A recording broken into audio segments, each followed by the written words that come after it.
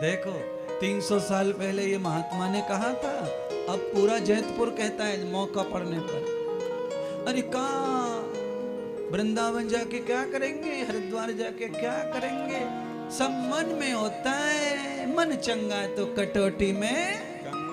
अच्छा ये कह कौन रहा है मालूम है आपको?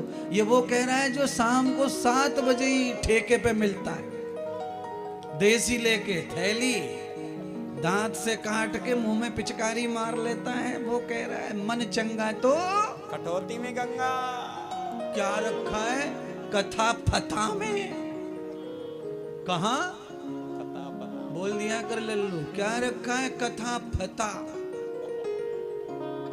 अरे ये महात्मा फात्मा बहुत आते जाते रहते हैं, सब मन में, हमारे तो मन में। हमने कहा उल्लू के पट्टे, ये बता जब सब चीज मन में ही संतोष हो रहा है तो रोटी भी मन में रख, दारू भी मन में रख, काहे को ठेके पे जाता रुपया लेके?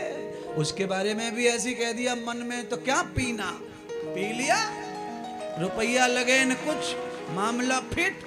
वरना दारू के लिए तो चोरी करना मंजूर, बीबी की चांदी की पायजेब ले जाना मंजूर, पर पिए बगैर रहेगा नहीं। और कथा का कह दो चल भाई परिक्रमा दिया में गोवर्धन की कछु पाप हल्के है जाएंगे, तुम ही जाओ साहब, हमने तो पाप करे ना है तो हम काहे को जाए गोवर्धन?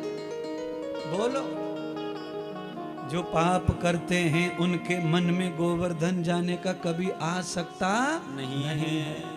किसी के मन में बुद्धि में भी अच्छी बात तब आती है जब पाप ना हो खोपड़ी में।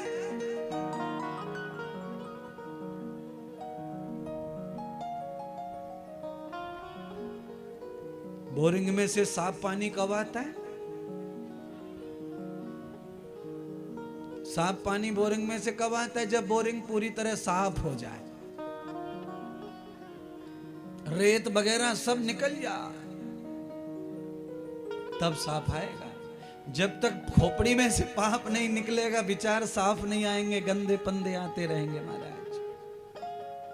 इसीलिए कैसे साफ करें महात्मा इंद्रदेव, आज्ञा करो बताओ तो सही। अरे महाराज हम तो पहले ही शुरुआत में ही शुरू कर देते हैं बताना, प्रारंभ ही ऐसा व्याख्यान करते हैं कि जिससे फटाफट हल्के होते जाओ, प्रसन्न होते जाओ, चेहरे पे थोड़ी रौनक आती जाए, मुस्कुराहट आती जाए, प्रसन्नता दिखे।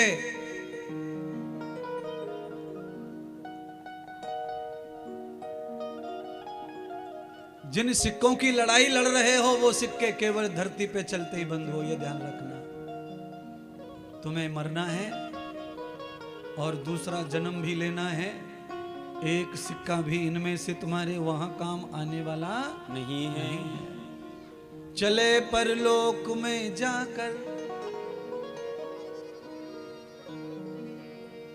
ऐसा कुछ धन कमा लाए,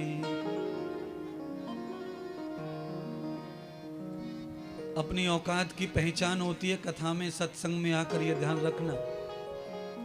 आप शादी ब्याहों में, पार्टी बर्थडे में, दुनिया में कहीं भी जाओ, आप अपने आप को पहचान नहीं सकते। यहां जब आते हो तो सीधा सच्चाई का दर्पण सामने खड़ा रहता है सत्संग, वो आपको दिखाता है कि तुम कौन हो, तुम्हारी पोजीशन, तुम्हारी स्थिति क्या है, तुम कितने पानी में खड़े हो। किसी को पूछने की जरूरत नहीं है। मैं हर कथा में कहता हूं कि अपने बारे में किसी को भाग्य मत पूछो, किसी को हाथ मत दिखाओ, किसी को पत्रिका मत दिखाओ, किसी को भविष्य मत दिखाओ। कोई नहीं जानता तुम्हारे भविष्य के बारे में, तुम्हारी रेखाओं के बारे में। ये सारी की सारी दुनिया अंधेर नगरी गबरगंड राजा है। यहां जिसका सिक्का चल गया वो चल गया, बाकी सब फटकते घूम रहे महाराज। पर तुम्हारे कर्म सुधारना नहीं चाहते, और पंडित जी के पास में जाकर पत्र का दिखा दिखा के पत्र का भी फटी सी हो गई है, पर अभी तक भाग्य सुधरा नहीं है। और यहां से लेकर उज्जैन तक के पंडितों को दिखा लिया, पर भाग्य का कोई अभी अत्ता पत्ता नहीं लगा है।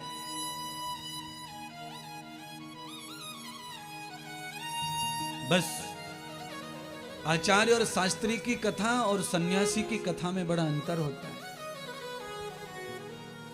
ये जो व्याख्यान है ये सन्यासी का है।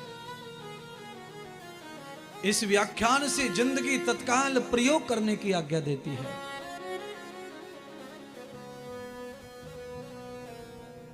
पुण्य का भोग भी तब होगा